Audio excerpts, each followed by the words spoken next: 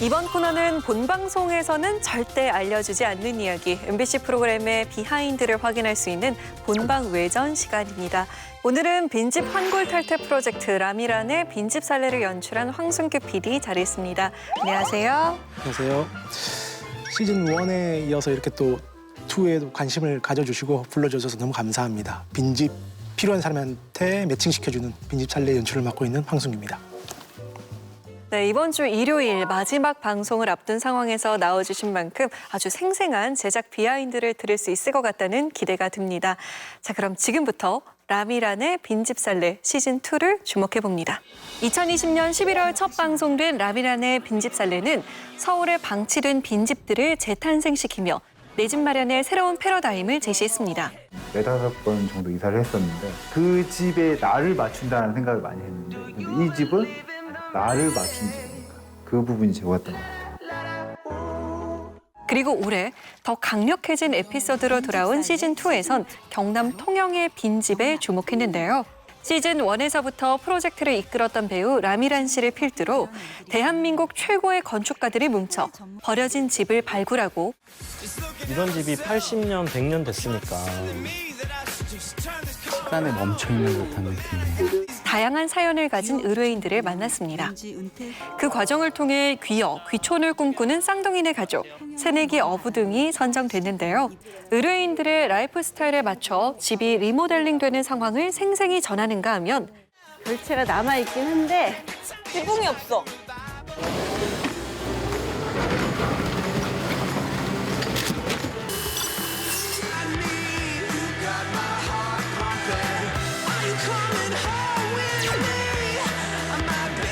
버려진 집의 가치에 주목하고 나아가 농어촌 지역의 빈집 문제에 대한 새로운 화두를 제시했습니다. 빈집 살레가 두 번째 시즌으로 돌아왔습니다. 이번엔 서울을 벗어나서 지역의 빈집 문제에 대해서 조명했는데요. 다양한 후보군이 있었을 텐데 특별히 통영의 다라마을이 선정된 이유가 궁금해요. 이번 시즌2 같은 경우는 해수부와 같이 어촌 빈집을 한번 재생해보자라는 취지로 시작을 했는데요. 20군데 정도의 어촌 마을을 제작진들이 답사를 다녔고 그중에서 가장 어촌 빈집의 매력을 가지고 있는 매물들 그리고 무엇보다 그 지역 주민들의 열린 마음, 외지인을 받아들일 수 있는 분들의 의지를 통해서 통영의 다라마을로 선정을 하게 됐습니다. 자, 지금까지 총 4부작 시리즈에서 3부작까지 방영이 됐는데요. 빈집 살레 시즌2 어떻게 보고 계신가요? 시즌 1에서 빈집의 개념을 굉장히 새롭게 해석을 하고 의뢰인들이 그 집을 통해서 어떤 획일적인 주거 문화라든지 그 이전에 추구하던 어떤 라이프 스타일에서 대안적인 삶의 의미를 찾는 가치관의 확장이랄까 이런 것들이 되게 인상적이었고 또 그것이 지역 재생의 철학으로까지 같이 이어지는 게 굉장히 인상적이었는데 시즌 2에서 이러한 주제 의식이 굉장히 좀 한층 더 좀 진보를 했다라고 생각을 하고요.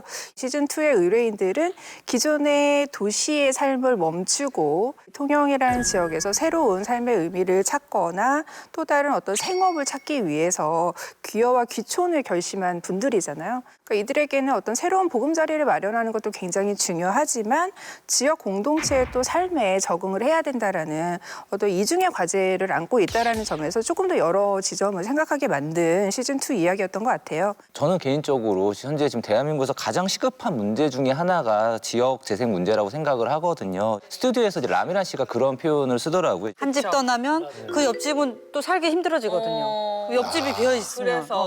빈집은 또 다른 빈집을 낳는다라고 하는데 지역이 어떤 식으로 소멸해 가는가를 이야기해주는 굉장히 좀 가슴 아픈 그런 얘기였다고 생각을 해요. 그런 상황에서 빈 공간을 다시 채우고 어떤 집의 가치를 발굴한다라고 하는 기획 의도에 매우 공감하면서 보게 됐던 것 같습니다. 주변에 40대인데 친구들 이야기 나눠보면 서울 좀 떠나서 살고 싶다. 이 치열한 삶 속에서 사실은 벗어나고 싶은 로망들이 다 있거든요. 그래서 그렇기 때문에 서울을 배경으로 했던 시즌 1도 좋았지만 이번 시즌 2가 더 큰 어떤 공감과 설렘, 기대감 이런 것들이 좀 많이 느껴졌던 것 같고요. 지역으로 이주하는 데 있어서의 그 어려움 같은 것들도 다 고스란히 담겨 있기 때문에 빈집은 엄청 많은데 혹시 파실 생각이 있으세요? 물어보면 안 판다 그러시고 뭐 장기 임대가 어떻게 될까요? 하면 아 그런 거 귀찮아서 안 한다 하시고 그냥 비워두시. 네, 그냥 비워두시는 경우가 대부분이시더라고요. 이런 내용들이 굉장히 좀 처음 알게 돼서 또 좋았고요. 그 안에 다양한 사람 사는 그런 모습들이 들어 있었기 때문에 보면서 즐거웠습니다. 좀 부러운 마음도 생겼고 예, 나중에는 제 집도 하나 좀 해주십시오라는 부탁을 하고 싶을 정도의 마음이 좀 생겼던 것 같아요. 의뢰인들의 정착이 지역사회에 기여하는 긍정적인 영향력에 대해서 주목해 주신 것 같습니다. 황성규 PD는 이런 감상평에 대해서 어떻게 들으셨어요? 사실 시즌 1보다 한 2배 정도 힘들까라는 생각으로 시작을 했어요. 근데 한 4배 이상은 힘들었던 것 같습니다. 예.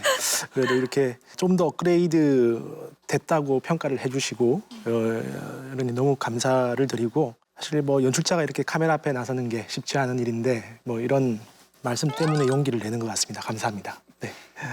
위원들은 이번 방송의 제작 과정에 있어서는 어떤 부분이 가장 궁금하셨어요? 이야기의 구성적인 측면에서 봐도 굉장히 좀 많은 이야기를 담아야 돼서 힘들었겠다라고 느꼈거든요. 의뢰인들의 사연이 인간극장처럼 좀 담기기도 했고 또 이전 이후에 새로운 생업을 또 찾아야 되다 보니까 불 까기도 해야 되고 뭐 이런 모습들이 어떻게 보면 이제 체험 삶의 현장을 보는 듯한 그런 이야기가 있기도 하고 구성상으로 굉장히 좀 잘 조화를 시키는데 고민을 하셨겠다라는 생각이 들었거든요. 그래서 이 이야기들을 구성하는 데 있어서 뭐 어려웠던 점이나 주안점을 두신 부분이 있다면 말씀해 주시길 바랍니다. 먼저 저희 의뢰인들 이야기를 풀어가는 중심에는 집이라는 것이 있었고요. 이분들은 결국 삶의 터전, 배경을 도심에서 어촌으로 바꾸는 그런 분들이었어요.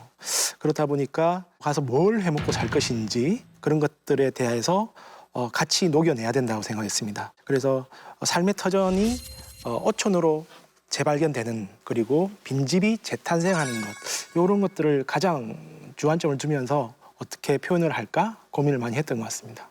3회를 보면은 낚싯배를 운영하는 의뢰인이 이제 그쪽 다라마을 이장을 만나서 이제 뭐 그런 또 조언을 듣잖아요. 뭐 갑오징어 이런 게 포인트야 그냥 이게 뺑뺑 돌아다니면서 해도 10년을 하더라도 여기 오면 초보예요. 요 바다에서는. 그때의 답답함을 아니까 조금 옆에서 많은 도움을 줘야 되지 않나 그렇게 생각이 듭니다. 그런 만남 성사 같은 게 실제로 되게 필요했다고 생각을 하는데 그런 식으로 어떤 지역사회의 접점을 이루는 거에 있어서 좀 어떤 고민들 하셨는지 과정이 어땠는지 좀 알고 싶습니다. 기여가 기촌보다는 어렵다라는 얘기가 있잖아요. 정말 절실하게 저희가 눈으로 확인을 했거든요. 그게 이제 특수 상황 때문에 그런데 바다라는 곳을 두고 삶의 터전이 이루어지고요. 내가 배를 사서 살고 싶은 마을에 간다고 해서 배를 정박하기도 못합니다. 한정돼 있는 바다에서 같이 공동체로 어촌계라는 것이 이루어져서 살아가고 있기 때문에 아무나 이렇게 들어갈 수 없는 뭐 이런 진입 장벽들이 있어요. 그래서 어떻게 그 마을에 녹아들고 그분들과 같이 함께 할 수 있을지 이런 것들에 대해서 접근 방법이 분명히 달라야 된다 생각을 했고요. 그래서 그분들이 체험으로 가서 그분들과 같이 녹아드는 것 그리고 지역 주민들이 외지인을 받아들일 준비가 돼 있는 것 이런 것들이 상당히 중요했던 것 같아요. 또 시즌 1과 시즌 2의 차이점 중에 하나가 서울편에서는 이제 의뢰인들이 직접 매입을 하는 거였는데 시즌 2 같은 경우에는 이제 통영시의 협조를 받아서 합리적인 가격으로 임대를 하는 형식이었잖아요. 그렇다 보니까 이 지자체와의 소통과 협업이 어떤 제작 과정에서 어려움이 있다거나 이런 점은 없었는지 궁금합니다. 저희는 해수부 그리고 통영시의 지원으로 통영시 소유의 부지에 이제 재생을 하게 됐습니다. 의뢰인들은 최장 10년간 저렴한 임대료로 살 수 있는 조건이었고요. 하지만 지자체의 지원이 있다 보니까 시즌 1보다 어려움들이 많이 있긴 있었어요. 개인 집이었다면 뭐 내가 마음에 드는 건축가와 시공, 철거업체 선정해서 빨리 진행을 하면 되는데 시의 지원이 있다 보니까 철거를 할 때도 공개 입찰을 통해서 업체가 선정이 되고 그 업체가 정당할 수 있는 것인지 의회에 또 승인이 있어야 되고 이런 것들이 한 달, 막 2달 이렇게 지연이 되다 보니까요. 조율하고 또 행정적인 절차, 서류들 이런 것들 준비하는데 시즌 1 때보다는 조금 더 시간도 많이 허비가 됐던 것 같습니다. 예. 사실 왔다 갔다 하는 시간도 만만치가 않아요. 보니까 서울 통영이 왕복 10시간, 교통체증 잘못 걸리면 뭐 12시간 이상도 걸릴 수가 있잖아요. 촬영에 있어서 현실적인 어려움도 분명히 있었을 텐데 어떠셨어요? 통영이 정말 멀어요. 네.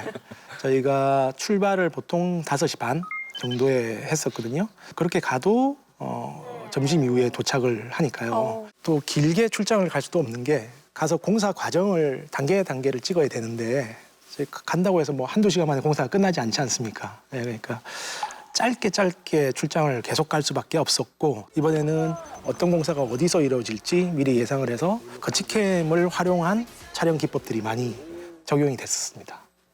자, 이번엔 의뢰인들에 대한 이야기로 넘어가 볼까 하는데요. 빈집살레 시즌2에서는 35대 1이라는 높은 경쟁률을 뚫고 쌍둥이 내 새내기 어부 등 총 4팀이 선정이 됐습니다. 대부분이 귀여, 귀촌을 선택한 의뢰인들이었는데요. 그중에서 가장 인상 깊게 본 의뢰인을 꼽아주신다면요?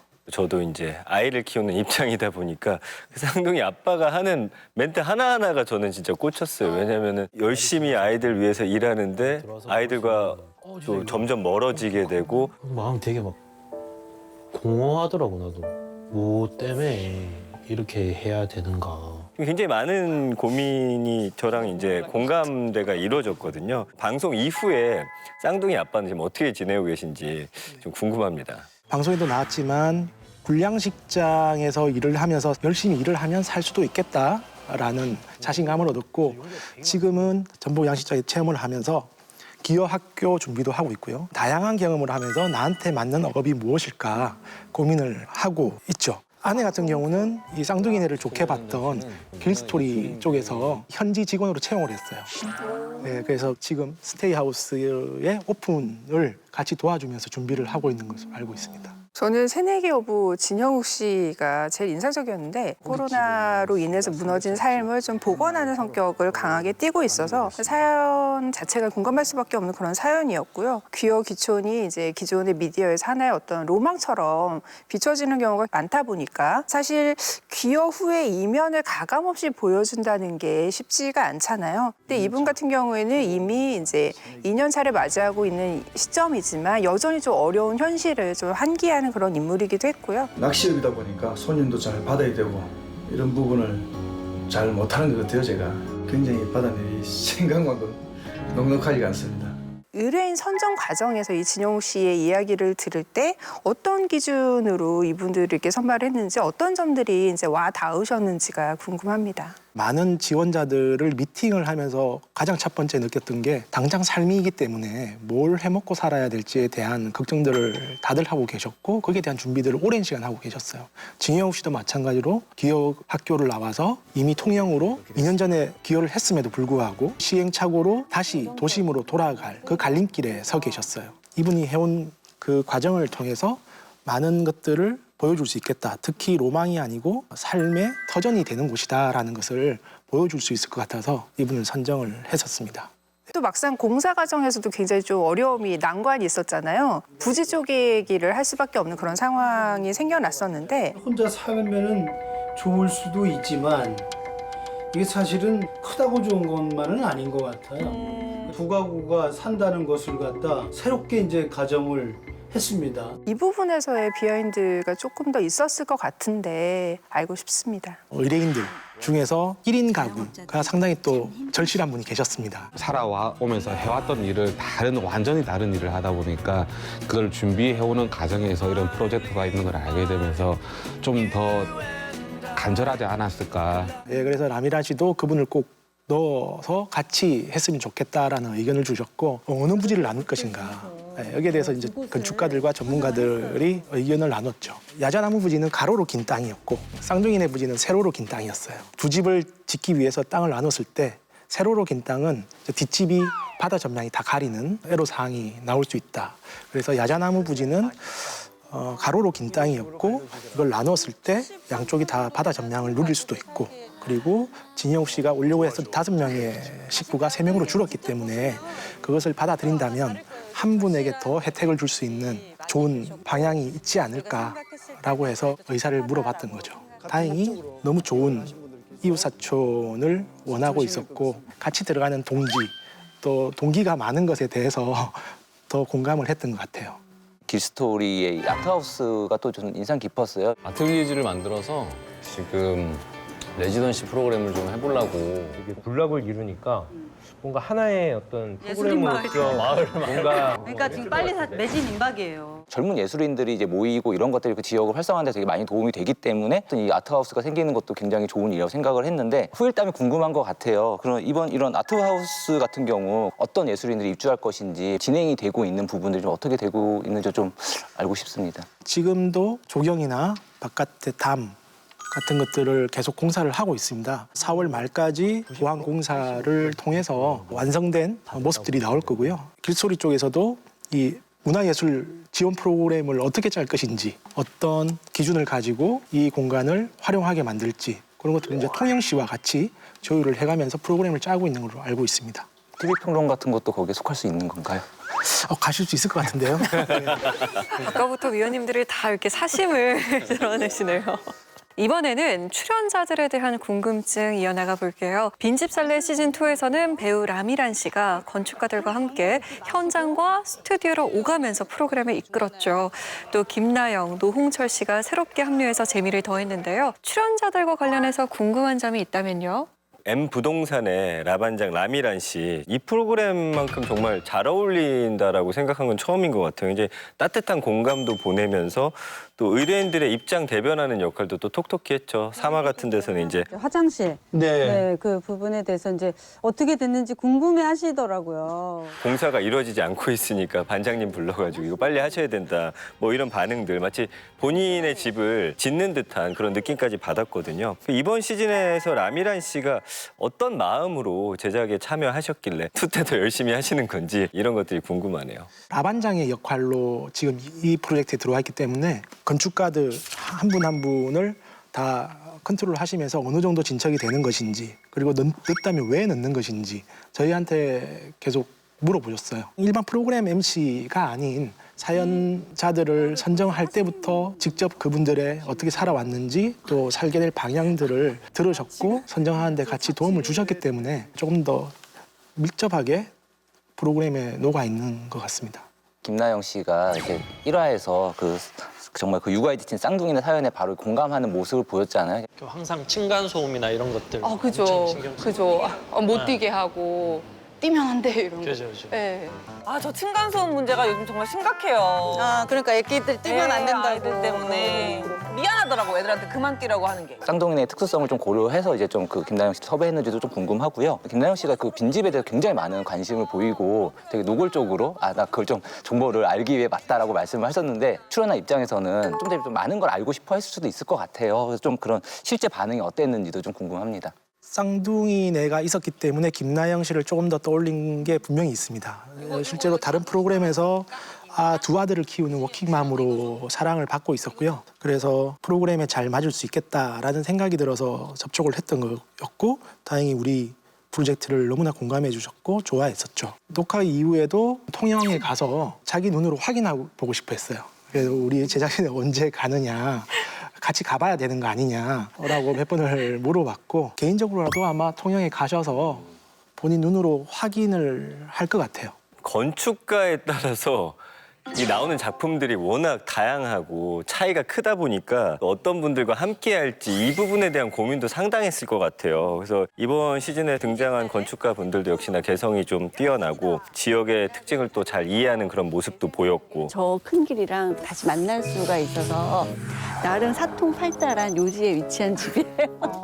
그 의뢰인들의 사연을 최대한 반영하는 모습이 또 뭉클한 마음까지도 들더라고요. 5분을 섭외하는 그 과정 안에서 어떤 고민들을 하셨고 또 어떻게 선정이 됐는지 이 부분이 궁금하지 않을 수가 없네요. 가장 큰 기준은 1년 동안 너무나 많은 시간을 빼야 되거든요. 저희 촬영 그리고 통영이라는 물리적인 거리 이런 것들을 말씀을 드리면서 빈집 재생이라는 이 프로젝트에 얼마나 공감을 하고 계신지 진심으로 접근을 하고 계신 건지 그에 대해서 최종 선정을 하게 됐었고 빈집 재생이라는 프로젝트에 뭔가 힘을 보태기 위해서 이 전문가 그룹이 같이 들어오셔서 1년간 고생을 해주셨죠. 그렇게 해서 선정된 건축가분들과 의뢰인들을 매칭하는 기준도 굉장히 궁금했거든요. 근데 굉장히 좀 잘 매칭이 됐다라고 느껴졌던 게 김재관 건축가 같은 경우 이제 새내기 여부 진영욱 씨의 집을 이제 설계를 해주셨는데 이분이 집에 대해서 하신 얘기가 굉장히 좀 인상에 남았어요. 저는 지금 완성했다고 생각하지는 않고요. 집이 갖고 있는 잠재성을 저는 최대한 확장한 사람이라고 생각을 합니다. 그래서 천정도 지붕도 높이고 그래서 완성하지 않은 공간들을 많이 만들어 놨어요. 그건 이분들이 만들어갈 공간이라고 생각을 했습니다. 새로운 터전에서 그야말로 인생 제2막을 열어야 되는 그 상황과 완벽하게 맞아떨어지는 서사로서의 희열 같은 게 느껴졌거든요. 그래서 의뢰인과 건축가를 이제 매칭을 하실 때 어떻게 하셨는지도 궁금합니다.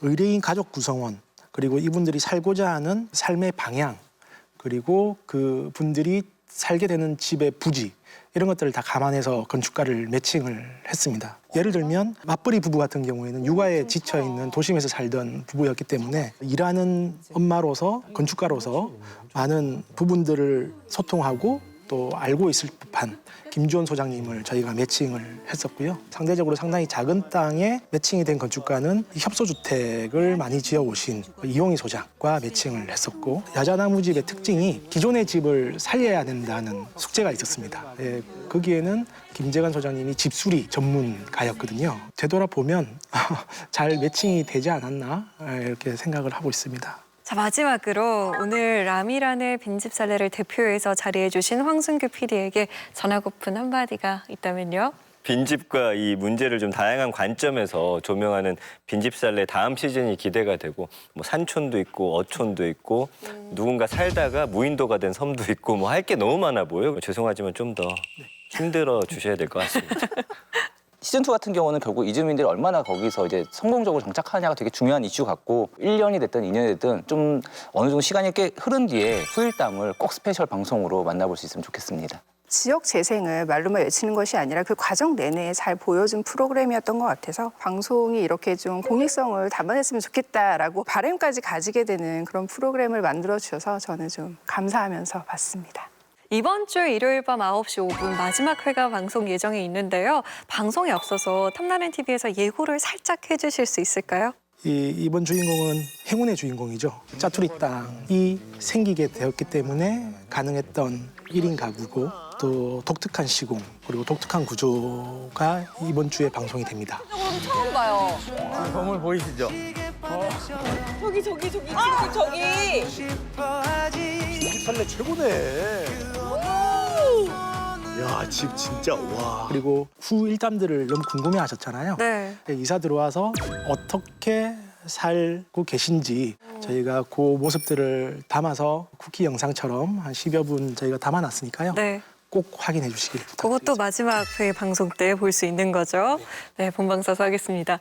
시즌 3에 대한 계획은 없으신지 정말 궁금하거든요. 빈 집도 많지만 폐공장, 빈 창고, 또 빈 상가 이런 것들도 많이 있더라고요. 저런 공간을 또 다른 꼭 필요로 하는 사람들에게 매칭을 해준다면 큰 규모 같은 경우는 복합 문화 공간이 될 수도 있고요. 또 다른 어떤 공간들로 다시 채워줄 수 있지 않을까. 원, 투보다는 조금 다른 색깔을 낼 수 있는 3를 저도 기대하면서 지금 열심히 매물을 보러 다니고 있습니다. 황순규 PD의 이야기를 들으니까 또 어떤 새로운 도전이 펼쳐질지 정말 궁금해집니다. 빈집 살레 시즌 3도 기대하겠습니다. 오늘 나와주셔서 감사합니다. 내 집 마련의 새로운 대안은 물론 지역의 빈집 문제까지 돌아본 빈집 살레 시즌 2 17일 일요일 밤 9시 5분에 방송될 마지막 회 많은 관심 가져주시길 바랍니다. 자성의 소리와 리얼한 비평을 가감없이 전하는 리얼 비평 탐나는 TV. 날카로운 시청자들의 목소리를 담아서 다음 주에 다시 돌아오겠습니다. 고맙습니다.